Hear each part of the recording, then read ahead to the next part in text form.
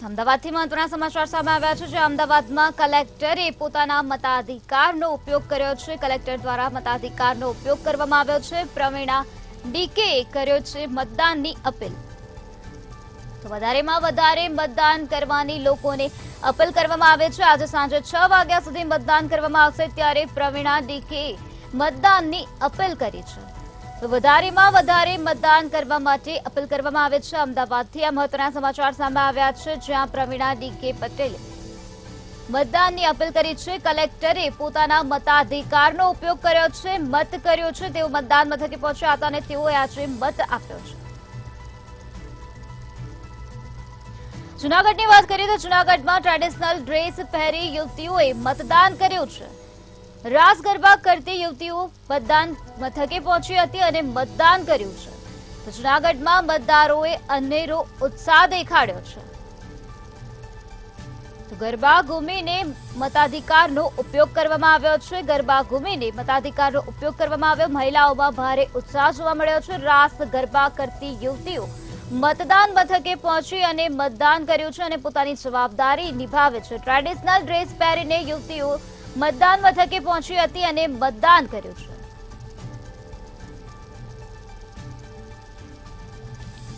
કેન્દ્ર શાસિત પ્રદેશ દીવમાં વરરાજાએ મતદાન કર્યું છે. વરરાજાએ પરિવાર સાથે મતદાન કર્યું છે. વરરાજા પરિવાર સાથે મતદાન મથકે પહોંચ્યા હતા અને મતદાન કરીને પોતાની જવાબદારી નિભાવી છે. અવેશ નામના મુસ્લિમ યુવકે મતદાન કર્યું છે. વરરાજાએ પરિવાર સાથે મતદાન કરીને આજે પોતાની જવાબદારી નિભાવી છે. તો અવેશ નામના મુસ્લિમ યુવક દ્વારા મતદાન કરવામાં આવ્યું છે.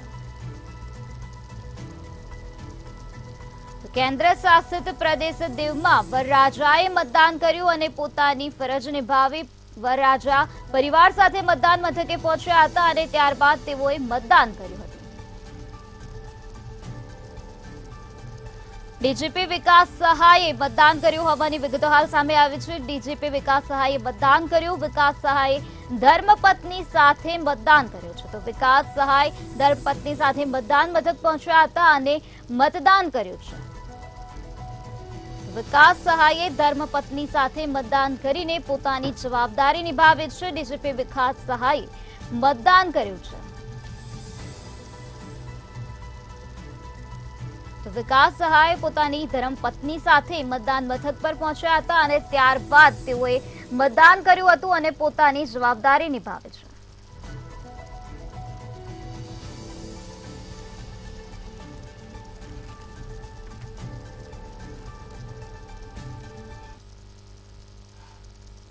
લોકસભાની ત્રીજા તબક્કાની આજે ચૂંટણી છે, જેમાં આજે 266 ઉમેદવારોનું ભાવિ નક્કી થશે. ત્યારે આ જ મુદ્દા પર ચર્ચા કરવા માટે આપણી સાથે જોડાઈ ગયા છે રાજકીય વિશ્લેષક મુકેશભાઈ ઓઝા અને આ સાથે જ્યોતિબેન અમીન અને તેમજ ભાજપના નેતા સાવનભાઈ પંડ્યા અને કોંગ્રેસ નેતા નિકુલભાઈ પટેલ.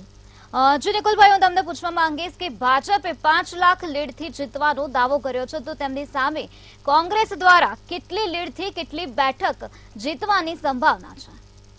દાવાઓ તો ઘણા બધા કરવામાં આવ્યા છે. આપણે જોયું કે ચૂંટણી શરૂ થઈ ત્યારથી 400+ અને ગુજરાતમાં તો જે રીતના જાહેર કરવામાં આવ્યું કે 5 લાખ મતથી દરેક સીટ જીતવાનો જે દાવો હતો એ ધીરે ધીરે જેમ ફેઝ 1 પત્યું, ફેઝ 1 પત્યા પછી આપણે જોયું કે એ 400 પારનો નારો કશે ગાયબ થતો દેખાઈ રહ્યો છે. ફેઝ 2ના વોટિંગ પછી તો સાવ શાંત થઈ ગયો છે. અને આજે જે રીતના ગુજરાતની અંદર સમગ્ર વાતાવરણ છે અને જે રીતના મતદાન થઈ રહ્યું છે, અને ખાસ કરીને આપણે જોઈ શકીએ છીએ બનાસકાંઠા, વલસાડ, આણંદ, દાહોદ, સૌરાષ્ટ્રથી જે આંકડાઓ આવી રહ્યા છે, અમને વિશ્વાસ છે કે 5 લાખના દાવાઓ પોકળ થવાના છે. અને અમને સમગ્ર વિશ્વાસ છે કે ગુજરાતની જનતા જે રીતના 2014ના ગુજરાત મોડલ ઉપર સરકાર સ્થાપિતને જે ગેરંટીઝની અને અચ્છે દિનની જે વાતો સરકારે કરી હતી, એ બધી જ છેલ્લા 10 વર્ષમાં પોકળ સ્થાપિત થઈ છે. અને એના આધારે જ આ વખતે જોઈ શકશો કે તમને પરિવર્તનની જે લહેર છે દેશની અંદર ચાલી રહી છે. અને અમને વિશ્વાસ છે કે કોંગ્રેસ દ્વારા જે ઇન્ડિયા ગઠબંધનનું સમગ્ર દેશની અંદર 2024માં સરકાર બની રહી છે, એમાં ગુજરાતની જનતા બી આહુતિ આપી રહી છે. અને ઘણી બધી સીટો છે કે જ્યાં કોંગ્રેસ ખૂબ સારું પ્રદર્શન કરી રહી છે. અમને વિશ્વાસ છે કે ઘણા બધા સાંસદો આ વખતે ગુજરાતમાંથી પણ કોંગ્રેસના જશે. જી સાવંતભાઈ, હું તમને પૂછવા માંગીશ કે જે વાત અત્યારે નિકુલભાઈએ કરી તે વાત સાથે આપ કેટલા સહમત છો? લોકશાહીનું પર્વ આજે મહાપર્વ લોકશાહીનું ભારત દેશ એ વિશ્વની સૌથી મોટી લોકશાહી છે અને એ વિશ્વની સૌથી મોટી લોકશાહીનું એક મહાપર્વ આજે ભારત દેશની અંદર ચાલી રહ્યું છે અને એમાં આજે ગુજરાતમાં પણ એ મતદાનનો દિવસ છે.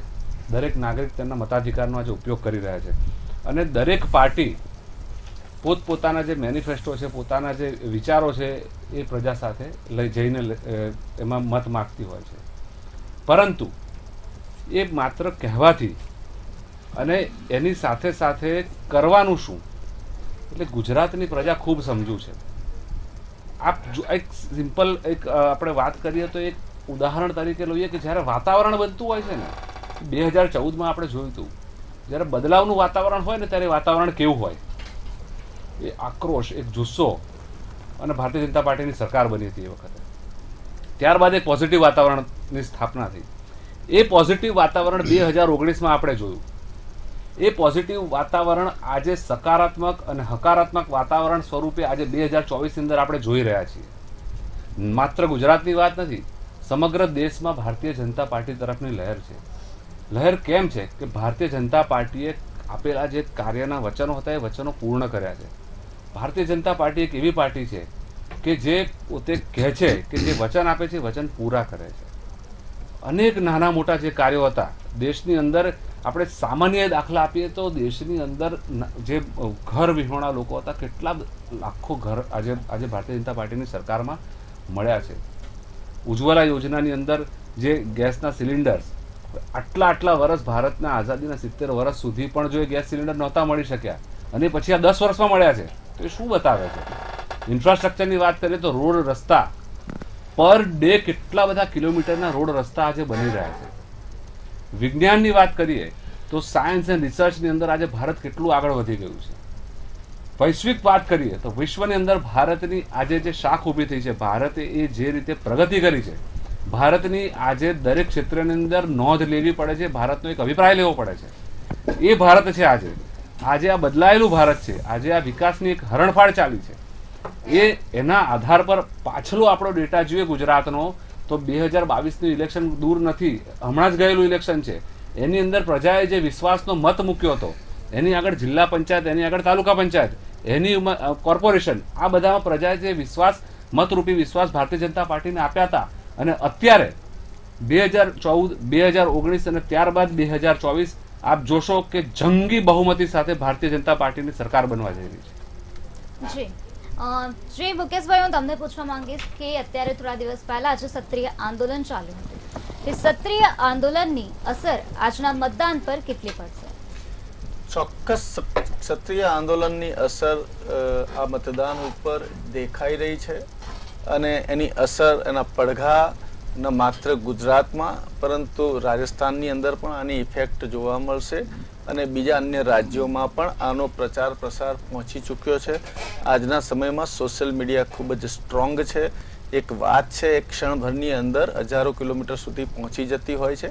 અને ક્ષત્રિય જાતિ એટલે તમે જાણો છો કે એક વીર પરાક્રમી જ્ઞાતિ ગણવામાં આવે છે અને જ્યારે તેઓ જીદ પર ચડી જાય છે ત્યારે તેઓ પોતાની જીદ પૂરી કરતા હોય છે. એ અગાઉ આપણે પટેલોના આંદોલનો જોયા, એમની માંગ પૂર્ણ કરવામાં આવી ખરી, અને પરંતુ આ એક અત્યાર સુધી 10 વર્ષના જો વિકાસની રાજનીતિ લઈને ભારતીય જનતા પાર્ટી અગર ચાલ્યું હોત તો કદાચ હું ચોક્કસ કહી શકું કે 26માંથી 26 સીટ તેમની થાત. પરંતુ મેં અગાઉ પણ કીધું કે છેલ્લા સમયે આ 2-3 મહિનાની અંદર આ જાતિવાદી રોલર ઉપર એ કચડાઈ ગયા છે અને એનાથી ઘણું બધું પાર્ટીને નુકસાન થઈ રહ્યું છે. કદાચ ગુજરાતમાં મારા હિસાબે 2-3 સીટમાં કદાચ ફરક પડે તો પડે, બાકી આમ જનમાનસ તો ભારતીય જનતા પાર્ટી ઉપર 25 સીટ આપવાનો છે. કારણ કે એક સીટ તો લોકતંત્રની સક્ષમતા નબળી થઈ અને સુરતની જીત થઈ ગઈ, એ ચોક્કસ કહેવું ઘટે નહીં. આમાં કોઈ અતિશયોક્તિ નથી, કારણ કે આ એક સશક્ત લોકશાહીની પ્રક્રિયા નથી. જે રીતે કોંગ્રેસના ઉમેદવારનું વર્તન ગણો કે એ દાવની અંદર રમાઈ ગયા કે પોતે હોળીનો નારિયેલ બન્યા, એ પણ હજુ ચર્ચાસ્પદ વિષય ઊભો જ છે. એટલે આ રીતે આવી જ સ્થિતિ ઇન્દોરની અંદર પણ થઈ, આવી સ્થિતિ પુરીમાં પણ થઈ, આવી સ્થિતિ ખજુરાહોમાં પણ થઈ. એટલે એક ભારતીય જનતા પાર્ટી માટે થોડા સમય પહેલા રામ મંદિર સમય જે લહેર હતી, ભારતીય જનતા પાર્ટી માટે એ ખૂબ જ જબરદસ્ત હતી અને એ સમયે 400 આંકડો પાર એનાથી પણ કદાચ વધારે જાય એવો આંકડો દેખાતો હતો. પરંતુ ક્યાંક ને ક્યાંક જેમ બંગાળની અંદર સંદેશ ખલીનો ઇસ્યુ ચાલ્યો એની સામે આનો ઇસ્યુ ચાલ્યો, આપણે ગવર્નરનો ઇસ્યુ ચાલ્યો, સેક્સ સ્કેન્ડલ કાંડ ચાલ્યું. કર્ણાટકની અંદર સારું ડેવલપમેન્ટ જઈ રહ્યું હતું, ત્યાં પ્રજ્વલ રવન્નાના જે સેક્સ કાંડ ચાલ્યો એના 2900 વિડીયો વાયરલ બહાર નીકળ્યા. એ રાજકીય પક્ષની છબીને જોકે જોડાણવાળી પાર્ટી હતી, સહયોગી પાર્ટી હતી, પણ એક ચરિત્રને દાગ લાગ્યો છે. આ પ્રમાણે મહારાષ્ટ્રની રાજનીતિની અંદર પણ જોઈએ ને આપણે તો પણ ત્યાં જે ઈડી સીબીઆઈના ડર બતાવી અને પાછો ભાજપમાં જોડી લેવા, શા માટે ભારતીય જનતા પાર્ટીને આયાતી ઉમેદવાર લેવા પડે છે જ્યારે આટલી પ્રસિદ્ધિ હોય, વિશ્વ જેની નોંધ લેતું હોય, વિશ્વ પ્રસિદ્ધ મોદીજીનો ચહેરો થઈ ગયો. મોદીજી માટે સૌને આદર છે. હું તો એવાય લોકોને જોયા છે કે પોતે કોંગ્રેસ પક્ષને પ્રખર માને છે, પરંતુ મોદીજી માટે કહે છે ના, મોદીજી બહુ સરસ કામ કરે છે, એમને સેલ્યુટ કરે છે. તો જ્યારે આ એક દિશા આગળ વધતી હોય, વિશ્વ લેવલે ભારતની નોંધ લેવાતી હોય, ઓસ્ટ્રેલિયાના પ્રધાનમંત્રી મોદીજીને બોસ કહેતા હોય, અમેરિકાની અંદર જ્યારે આપણે જોયું છે કે લોકો હવે મોદીજીને આવકારવા લાગ્યા છે. આરબ દેશની અંદર તમે જુઓ કે ત્યાં જ્યાં મંદિરની પરમિશન નથી ત્યાં શાનદાર મોદીજીએ જઈને ત્યાં મંદિરનું ઉદ્ઘાટન કર્યું અને મુસ્લિમોમાં વિશ્વાસ વધ્યો છે ભારતીય જનતા પાર્ટી માટે. ત્યારે ક્ષત્રિયોની અંદર અત્યારે વિશ્વાસ ઘટ્યો છે. એટલે મુદ્દા આધારિત રાજનીતિ કરવી અને વિકાસ આધારિત રાજનીતિ કરવી એ બહુ ફરક છે. અહીંયા જો ગુજરાતની અંદર થોડુંક કોંગ્રેસની જે લીડરશિપની સક્ષમતા છે એ ક્યાંક ને ક્યાંક નબળી છે. અહીંયા એટલો પ્રચાર આપણને જોવા મળ્યો નથી. કોંગ્રેસના સ્ટાર પ્રચારકોમાં 1, 2, 3 જે નેતા છે કે મુખ્યમંત્રી છે એમનો પ્રચાર અંશતઃ રહ્યો છે, પરંતુ જે પ્રમાણે ભારતીય જનતા પાર્ટીનો પણ એટલો પ્રચાર અહીંયા રહ્યો નથી. આ ચૂંટણી છે ને માત્ર સોશિયલ મીડિયાના માધ્યમ થકી અને નેશનલ ટીવી ચેનલો છે, મીડિયા છે, એના થકી લડાઈ રહી હોય, કારણ કે સંદેશો તો દરેક પ્રજાજન સુધી પહોંચી ગયો છે. જી જ્યોતિબેન, હું તમને પૂછવા માંગીશ કે આ વખતે ગુજરાતની 25 બેઠકોમાંથી કઈ બેઠક એવી છે જ્યાં સૌથી વધુ મતદાન થશે? જે સૌથી વધારે મતદાન થયું છે તે મેં વિશ્લેષણ કર્યું, જે આદિવાસી પટ્ટો છે ત્યાં આગળ સૌથી વધારે છે. જેવી રીતે ભરૂચ છે, બનાસકાંઠા છે, પંચમહાલ, છોટાઉદેપુર અને વલસાડ, જ્યાં આદિવાસીઓનું વધારે છે ત્યાં આગળ વધારે થયું છે. કહેવું જોઈએ આપણા જે ભણેલા ઘણા શહેરી વર્ગ છે ત્યાં આગળ સૌથી ઓછું છે. શહેરી વિસ્તારો ગણી શકાય આપણે તો અમદાવાદ છે, વડોદરા છે, ગાંધીનગર છે, જામનગર છે, એ શહેરી વિસ્તારોમાં બહુ ઓછું થયું છે. અને બીજું જ્યાં વધારે થયું છે ત્યાં આગળ કે જ્યાં ક્ષત્રિય વોટ બેંક વધારે છે, એ લોકો જે અસર પાડી શકે છે ત્યાં આગળ, એટલે એમાં આવી ગયું સુરેન્દ્રનગર, રાજકોટ, ખેડા અને આણંદ. એ 4 આ જે ક્ષત્રિયોની સંખ્યા વધારે છે ત્યાં પણ આ વખતે વધારે થયું છે મતદાન. એટલે ત્યાં રસાકસીવાળી હું ચૂંટણી જોઈ રહી છું, કારણ કે જ્યારે ચૂંટણીની શરૂઆત થઈ ત્યારે ક્લીન સ્વીપ બહુ ઇઝી લાગતો હતો, પણ જે 1.5 મહિના પહેલાં આ પુરુષોત્તમ રૂપાલાને લીધે જે આંદોલન ચાલુ થયું છે ક્ષત્રિયો વચ્ચે, અને એમાં પણ બીજેપીએ કદાચ સર્વે કરી લીધો હશે કે અમને કંઈ ક્ષત્રિય મતદારો નહીં પણ આપે બહુ ફરક પડવાનો નથી, અને કદાચ એટલે જ એમણે રૂપાલાને નહીં બદલવા નિર્ણય કર્યો. પણ પછી ક્ષત્રિય આગેવાનોએ ના ફક્ત ગુજરાતમાં પણ ગુજરાતની બહાર પણ એમના આંદોલનને પણ શાંતિપૂર્ણ રીતે ચલાવ્યું છે, કારણ કે કશે પ્રજાની હેરાનગતિ નથી થઈ, જાહેર મિલકતની તોડફોડ નથી થઈ, અને એ લોકો બહુ સ્ટ્રેટેજીપૂર્વક ચાલી રહ્યા છે. બીજા સમાજના આગેવાનોને પોતાની સાથે મેળવી રહ્યા છે, બીજા રાજ્યોમાં પણ ક્ષત્રિય આગેવાનોને પોતાની સાથે લઈ રહ્યા છે. એટલે આ જે એક ભૂલ ભારે પડશે, જે રાજસ્થાનમાં ગેહલોત સરકારને ભારે પડી હતી, એમને પણ સર્વે આવ્યો હતો કોંગ્રેસની સરકારને કે અમુક જૂના એમએલએ બદલો નહીં તો સરકાર બદલાઈ જશે, પણ ગેહલોતે તે ના બદલ્યા, છેલ્લે સરકાર બદલાઈ ગઈ. એટલે કદાચ આવી ભૂલ, એટલે આખી સરકાર તો અહીંયા નથી બદલાય એવી, કારણ કે ભાજપની હજી ઘણી બધી બેઝ અહીંયા છે, પણ હા 4-5 સીટો પર એમને ચોક્કસ હવે લડવું પડશે, અને મે બી કદાચ 2-3 સીટો જાય પણ ખરી, કોંગ્રેસ ખાતું ખોલાવે પણ ખરી.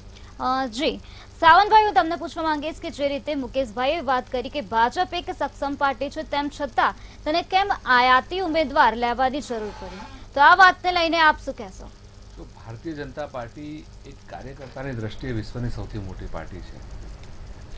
ભારતીય જનતા પાર્ટીની એક વિચારધારા છે. ભારતીય જનતા પાર્ટી એ વિકાસની વિચારધારાને આગળ જઈ રહી છે. આદરણીય પ્રધાનમંત્રી મોદી સાહેબના નેતૃત્વની અંદર ભારતીય જનતા પાર્ટી જે રીતે કાર્ય કરી રહી છે, એની સરકાર જે રીતે કાર્ય કરી રહી છે, એ સરકારના કાર્યો લઈને એને એ વિચારધારાની સાથે જે લોકો સંમત થતા હોય છે, એ વિચારધારાની સાથે જે લોકો જોડાવા માંગતા હોય છે, એ બધા જ લોકો ભારતીય જનતા પાર્ટીમાં આવતા હોય છે. ક્યાંક ને ક્યાંક એવું પણ હોય કે કોઈ અન્ય પક્ષમાં હોય, પણ અન્ય પક્ષમાં એ લોકોને કોઈ પ્રજાના કામ કરવા છે ન કરી શકતા હોય, એ લોકોને કંઈ કહેવું છે ન કહી શકતા હોય, કોઈ પણ હોઈ શકે છે. ભારતીય જનતા પાર્ટીની વિચારધારા સાથે જે લોકો સંમત હોય છે, એ બધા જ લોકો ભારતીય જનતા પાર્ટીમાં જોડાતા હોય છે.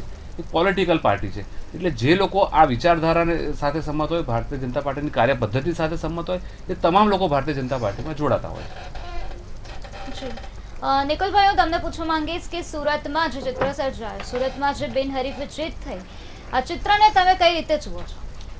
સુરતમાં જે કોઈ બી ઘટના ઘટી આપણે સૌ જાણીએ છીએ અને લોકશાહી માટે ખરેખર દુઃખદ ઘટના છે. ત્યાંના મતદારો માટે તો ખાસ કરીને ખૂબ જ દુઃખદ ઘટના છે. કોંગ્રેસના જોડે જે કંઈ બી થયું એના માટે જે કોઈ બી કાયદાકીય જોગવાઈઓમાં પછી કોંગ્રેસ કાર્યાલયથી અને કોંગ્રેસ પાર્ટી કરી રહી છે, પરંતુ ત્યાર પછી જે સમગ્ર ઘટનાક્રમ થયો એ આપણે સૌ જાણીએ છીએ કે બાકીના તમામ ઉમેદવારોને બી પાછા ફોર્મ ખેંચી લીધા. તે દર્શાવે છે કે લોકશાહીનું કેટલું સારું ત્યાં પરિણામ આપણે જોઈ રહ્યા છે. બીજી વસ્તુ કે બાળહટ અને રાજહટ જે રીતના ભારતીય જનતા પાર્ટી રાજહટમાં મહિલાઓને જે રીતના અવગણના કરીને રૂપાલાજીને કન્ટિન્યુ કરીને આજે જે કરી રહ્યા છે, તો જેણે બી શું કહેવાય કે પ્રજાની લાગણીઓને ધ્યાનમાં નથી રાખ્યું, એમણે ભોગવવાનો વારો આવશે. અને જે રીતના આપણે જોઈએ છે કે સમગ્ર દેશની અંદર લોકોની જે લાગણીઓ છે એ ડેફિનેટલી દુભાઈ છે, કારણ કે જે વચનો આપવામાં આવ્યા હતા, જે સરકાર દ્વારા ગુજરાત મોડલથી પ્રસ્થાપિત કરીને દેશની અંદર એક કેન્દ્રનું મોડલ બનાવવાનો પ્રયત્ન કરવામાં આવ્યો. તો હું એક જ ઉદાહરણ લઈશ કે શિક્ષણની જ્યારે વાત કરીએ તો શિક્ષણ એ મૂળભૂત દેશને વિકસિત ભારત સુધી લઈ જવાનો એક સ્તંભ છે. પણ એ સ્તંભની જ્યારે હું વાત કરીશ તો મારા પ્રધાનમંત્રીએ જ્યારે નવી શિક્ષણ નીતિ લોન્ચ કરી, તો હું અહીંયાથી પ્રજાના માધ્યમથી જણાવવા માંગીશ કે પ્રધાનમંત્રીએ આપણને એવું કીધું હતું કે હું GDPના 6% શિક્ષણમાં વાપરીશ, પણ હજી આજે આ વસ્તુને 4-5 વર્ષ થઈ ગયા, 1%થી બી વધારે નથી વાપરી શક્યા. બીજી વસ્તુ કહીશ, પ્રધાનમંત્રી એમના ડોક્યુમેન્ટમાં કીધું હતું કે આખા દેશમાં 1 લાખ શાળાઓ એવી છે કે જ્યાં એક જ શિક્ષક છે. ગુજરાતમાં તો આપણે શિક્ષણની કેટલી અવદશા છે આપણે સૌ જાણીએ છીએ, પરંતુ શિક્ષણને જો અવગણના કરીને મારી ભારતીય જનતા પાર્ટીના જે મિત્રો એવું વિચારતા હોય કે અમે લોકો જીતીશું, તો લોકોએ મન બનાવ્યું છે. અને હવે જે અચ્છે દિનની જે પરિકલ્પના, જે ગેરંટીઝની પરિકલ્પના, જે આવક ડબલની પરિકલ્પના, જે મોંઘવારીની પરિકલ્પના, તમે રાજસ્થાનમાં 450ની વાત કરો છો બોટલની, પણ ગુજરાતની અંદરની જનતા એ ઝંકી રહી છે કે ક્યારે એ બધી વસ્તુ થશે. પેટ્રોલ ડીઝલની જ્યારે વાત કરીએ તો મોંઘવારીનો સીધો આંક W wholesale price index petrol ડીઝલના ભાવ જોડે અટેચ છે. વન નેશન વન ટેક્સની વાત કરતી આ સરકાર આજે બી GSTની અંદર પેટ્રોલ ડીઝલને નથી લઈ શકીને એની સીધી અસર લોકોને પડી રહી છે. વન નેશન વન ઇલેક્શનની હવે વાતો કરે છે. આજે ગુજરાતની અંદર 5 વિધાનસભા એવી છે કે જ્યાં લોકોએ ફરીથી ચૂંટણીમાં જવું પડી રહ્યું છે. શું આ દેશની આ પરિસ્થિતિ કરવાની છે આપણે કે સત્તા માટે થઈને જે બી હથકંડા અપનાવવા પડે, એ લોકશાહીના મૂલ્યોને અવગણીને જે રીતના કાર્ય કરવામાં આવે છે ને, હવે લોકો જોઈ રહ્યા છે, લોકો બી સમજી ગયા છે કે સત્તા માટેની આ બધી લડાઈ છે. અમે લોકોએ કોંગ્રેસે 70 વર્ષ રાજ કર્યું ત્યારે હંમેશા લોકોના મૂળભૂત અધિકારીઓની વાત કરી, એટલે જ અમે 5 ન્યાય અને 25 ગેરંટી સાથે કર્ણાટકા અને તેલંગાણાનું જે મોડેલ છે ત્યાંના લોકો આજે સમજી ગયા છે કે કોંગ્રેસની સરકાર આવવાથી શું લાભો મળી રહ્યા છે, અને એ જ લાભો આજે આવનારા દિવસોમાં દેશની જનતા જોવા જઈ રહી છે. નિકુલભાઈ, હું તમને બીજો પ્રશ્ન પૂછવા માંગીશ કે વિધાનસભાની પેટા ચૂંટણીને લઈને તમને શું લાગી રહ્યું છે? પોરબંદર, વિજાપુર, ખંભાત, વાઘોડિયા અને માણાવદરમાં વિધાનસભાની ચૂંટણી છે, તો આ 5 બેઠકમાંથી કોંગ્રેસ કઈ બેઠક પર જીત હાંસલ કરશે? 5 વિધાનસભાની અંદર આપણે જોઈએ તો કોંગ્રેસના જે ઉમેદવારો છે એ ડેફિનેટલી જીતી રહ્યા છે, કારણ કે ભૂતકાળની અંદર બી ત્યાંના જે પ્રજાએ છે કોંગ્રેસના ઉમેદવારને જન સમર્થન આપ્યું હતું, ને આવનારા દિવસોમાં જે બી પક્ષને છોડીને ગયા છે એમને ભોગવવાના દિવસો છે, અને એમને તૈયાર રહેવું જ પડશે. કારણ કે એવું વિચારતા હોય કે પ્રજાને અમે દગો આપીને અમે ફરીથી સત્તાનો લાભ લેવા માટે અમે સરકારમાં જોડાઈ જઈશું, પરંતુ જનતાને ખબર છે કે કોંગ્રેસ એમના યોગ્ય પ્રતિનિધિત્વ કરશે, અને એ યોગ્ય પ્રતિનિધિના લીધે જ આજે લોકો કોંગ્રેસ ઉપર વિશ્વાસ મૂકશે. બાકી આખા દેશની અંદર એક જ ઉમેદવાર છે, શું બીજા કોઈ પ્રતિનિધિની વાત કરીએ તો ગુજરાતનો એડી મેમ્બર ઓફ પાર્લામેન્ટની લેજિસ્લેટિવ એસેમ્બલીની ગ્રાન્ટની વાત કરવા માંગીશ. છેલ્લા 5 વર્ષમાં 220 કરોડ રૂપિયા વપરાયા નથી, તો એના માટે જવાબદાર કોણ છે? માનનીય વડાપ્રધાન કે અહીંયાના 26 સાંસદો? લોકોને જવાબ આપે, કારણ કે લોકોના પૈસા લોકો સુધી નથી પહોંચતા. એના માટે બી કોઈ જવાબદાર હોય તો પ્રતિનિધિત્વનો અભાવ છે. એ પ્રતિનિધિત્વ આપવા માટે કોંગ્રેસ આ વખતે સજ્જ છે ગુજરાતની અંદર અને સમગ્ર દેશની અંદર. જે સાવંતભાઈ, નિકુલભાઈની વાતને લઈને આપની શું પ્રતિક્રિયા છે? એમ એવું છે કે જ્યારે ઇલેક્શન્સ આવે ત્યારે જેટલું જોરશોરથી પ્રચાર ચાલતો હોય છે એટલું જોરશોરથી કાર્ય પણ કરવા પડતા હોય છે જ્યારે કોઈ પણ પાર્ટી ચૂંટાતી હોય ત્યારે. આપણે જોયું છે કે ભારતની અંદર છેલ્લા 10 વર્ષની અંદર કયા પ્રકારની રાજનીતિ થઈ છે. કાર્ય આધારિત રાજનીતિ થઈ છે, રિપોર્ટ કાર્ડ આધારિત રાજનીતિ થઈ છે. ભારતીય જનતા પાર્ટી જ્યારે આજે પ્રજા વચ્ચે 2014માં ચૂંટાયા પછી 2019માં ગઈ ત્યારે એક પોતાનું રિપોર્ટ કાર્ડ લઈને ગઈ હતી કે 2014 થી 2019 દરમિયાન અમે આટલા કામ કર્યા છે. 2019 બાદ આજે 2024ની અંદર ભારતીય જનતા પાર્ટી જ્યારે પ્રજાની વચ્ચે જઈ રહી છે ત્યારે રિપોર્ટ કાર્ડ ફરીવાર લઈને ગઈ છે. આટલા કામ અમે કીધા હતા, આટલા કામ અમે કર્યા છે. આ રિપોર્ટ કાર્ડ એક વિકાસની વિચારધારા સાથે ભારતીય જનતા પાર્ટી જ્યારે પ્રજાની વચ્ચે જાય છે એટલા માટે જ વિશ્વાસરૂપી મત ભારતીય જનતા પાર્ટીને મળે છે અને એટલા માટે જ ભારતીય જનતા પાર્ટી જંગી બહુમતી સાથે ફરીથી સરકાર બનાવવા જઈ રહી છે. જી મુકેશભાઈ, હું તમને પૂછવા માંગીશ કે બનાસકાંઠાની જે બેઠક છે જ્યાં જ્ઞાનીબેન સક્રિય જોવા મળી રહ્યા છે, ત્યારે ભાજપ તરફથી નવો ચહેરો રેખાબેનને મેદાનમાં ઉતારવામાં આવ્યા છે. ત્યારે બનાસકાંઠામાં કેવા પ્રકારનું ચિત્ર સર્જાશે તેને લઈને આપનું શું કહેવું છે? આજે સવારથી જ ગુજરાતની અંદર એક સીટ હોટ બની ગઈ છે અને તે છે બનાસકાંઠા.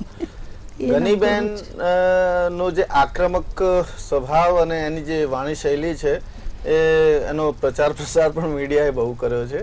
અને ખાસ કરીને ત્યાં જે પ્રિયંકાબેન આવી અને જે પ્રવચન આપ્યું, જે લેક્ચર આપ્યું અને જે મોદી સાહેબના જે પણ જે એમની પક્ષની વાત હતી અને જે ટક્કર આપીને જવાબ આપ્યો છે એ સોશિયલ મીડિયા અને દેશના મીડિયાએ નોંધ લીધી છે. અને પ્રિયંકાબેન જે ચર્ચા કરી, ત્યાં ડિબેટ મિટિંગ કરી, એની નોંધ ડિબેટની અંદર પણ ઘણી જગ્યા લેવાઈ છે.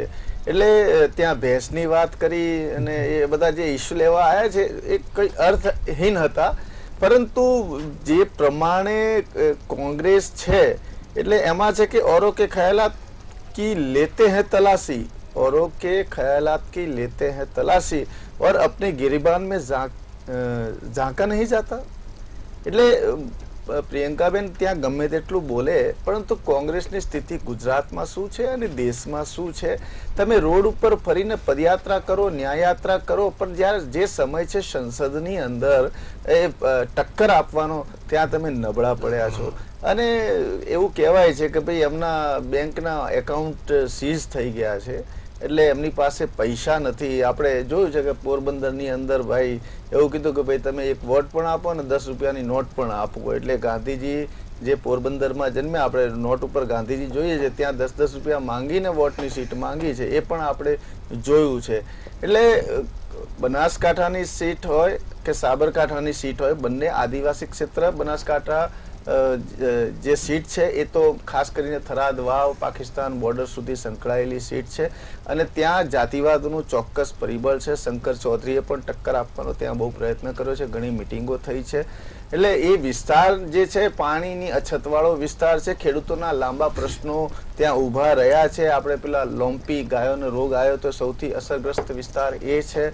અને અકાળ, જેને દુકાળ કહીએ છીએ, એવો વિસ્તાર એ પ્રકારનો વિસ્તાર છે ને ત્યાં પ્રજાની વેદનાઓ હજુ ઊભી છે, ત્યાંના પ્રશ્નો ઊભા છે. અને ગનીબેન ત્યાં આક્રમક પ્રચાર પ્રસાર કરી રહ્યા છે એટલે ત્યાંની સીટ હોટ કેન્દ્ર બની છે, ચોક્કસ કહેવું જ પડે મારે. પરંતુ સૌરાષ્ટ્રની અંદર મોદી સાહેબ આવ્યા અને જામ સાહેબના આશીર્વાદ લેવાનો પ્રયાસ કર્યો અને એવું કહેવામાં આવ્યું કે હવે જામ સાહેબના આશીર્વાદ મળી ગયા છે અને ક્ષત્રિયોનું આંદોલન એક પ્રકારે પૂર્ણ થઈ ગયું છે. પરંતુ જ્યારે બીજા દિવસે આપણે પેપરમાં જોઈએ છે કે પેપરના મુખપૃષ્ઠની અંદર ઢગલો અપીલ કરવામાં આવે છે સમાજ દ્વારા કે ભાઈ તમે આ ક્ષત્રિય આંદોલનને તમે ભૂલી જાઓ, માફ કરી દો, 2 વાર માફી માંગી છે. એટલે આ દેખાય છે કે ક્યાંક ને ક્યાંક ભારતીય જનતા પાર્ટીનું માથું થોડુંક નીચું છે, નજર નીચી છે, માફી માંગી લીધી છે, પરંતુ હજુ પણ એની અસર ચોક્કસ દેખાઈ રહી છે. હાજી જી જ્યોતિબેન, હું તમને પૂછવા માંગીશ કે ગુજરાતની જેટલી બેઠકો છે તે બેઠક ઉપર ગુજરાતની જનતા કેવા સાંસદ ઈચ્છે છે? ગુજરાતમાં અત્યારે ઘણા બધા તો નવા ચહેરા મૂકવામાં આવ્યા છે, એટલે હવે ગુજરાત તો એટલું બધું હોમ પીચ થઈ ગઈ છે બીજેપીની કે હવે ગુજરાતની જનતા ખાસ કશું ઈચ્છતી જ નથી. કારણ કે અહીં આગળ તો ઉમેદવારોના કામ કે એમના ચહેરા ઘણા બધા તો નવા હોય છે અને એમના ઉપર કોઈ વોટ પણ આપતું નથી. અહીં એક જ ચહેરો ચાલે છે, મોદીનો ચહેરો, અને એની ઉપર જ વોટ અપાતા હોય ત્યારે ગુજરાતની પ્રજા અહીંયા ખાસ કંઈ ઈચ્છતી હોય એવું મને તો નથી લાગી રહ્યું. કારણ કે મુદ્દા કાયમ ડિબેટોમાં ચર્ચાતા હોય છે. લોકો રસ્તા પર કે તમે ક્યાં મંડળી મળી હોય તો બૂમો પાડતા હોય છે, પણ જ્યારે વોટિંગ કરવાનું આવે છે તો પછી જ્યારે બીજેપીનું જ બટન દબાતું હોય તો પછી બીજેપીને એ લોકોએ રસ્તા ઉપર કે ચાની કીટલીઓ પર પછી બૂમો પાડવાનો કંઈ અર્થ રહેતો નથી. એટલે એ લોકોએ સ્પેસિફિક ના બન્યા હોય તો પછી અહીંયા આગળ કોઈ પાર્ટી સ્પેસિફિક એવા ઉમેદવારો મૂકશે પણ નહીં. જે રીતે ડિમાન્ડ હોય ત્યાં સપ્લાય હોય એવી સપ્લાય હોય. અહીંયા જો પ્રજા ડિમાન્ડિંગ નહીં થાય તો પછી એમને જેવા ઉમેદવાર મળે છે. કારણ કે અહીંયા આગળ બધાને ખબર છે કે ગુજરાતનું રિમોટથી ચાલી રહ્યું છે અહીંનું રાજકારણ. પછી એ અહીંની ગુજરાત સરકાર હોય કે અહીંનું રાજકારણ હોય, કોણ ક્યાંથી શું બોલશે એ સુદ્ધા ઉપરથી નક્કી થતું હોય છે. એક મોટું ઉદાહરણ આપું કે જ્યારે ચૂંટણીઓ આવી, પ્રજાને પ્રશ્નો પૂછવા માટે જ્યારે અહીં સરકારના પ્રતિનિધિની જરૂર હતી ત્યારે એક પણ ચેનલ પર એક પણ બીજેપીના પ્રવક્તા હાજર નહોતા રહ્યા. તે આજે ચૂંટણીઓ થઈ છે ત્યારે આજથી એમણે ચાલુ કર્યું છે. તો હવે જ્યારે મીડિયા એક કડીનું કામ કરતું હોય પ્રજા અને સરકાર, તો જ્યારે પ્રશ્નો પૂછવાનો સમય હોય અને કોઈ પ્રવક્તા જ અહીંયા ના હોય તો કોને પૂછે અને શું જવાબ મેળવે? જી ચોક્કસ છે. તો લોકસભાની ચૂંટણીની આજે 3જા તબક્કાની ચૂંટણી છે ત્યારે આ ચૂંટણીની દરેક અપડેટ અમે તમને આપતા રહીશું, પરંતુ હાલ સમય થયો છે એક નાનકડા વિરામનો. મળીશું વિરામ બાદ.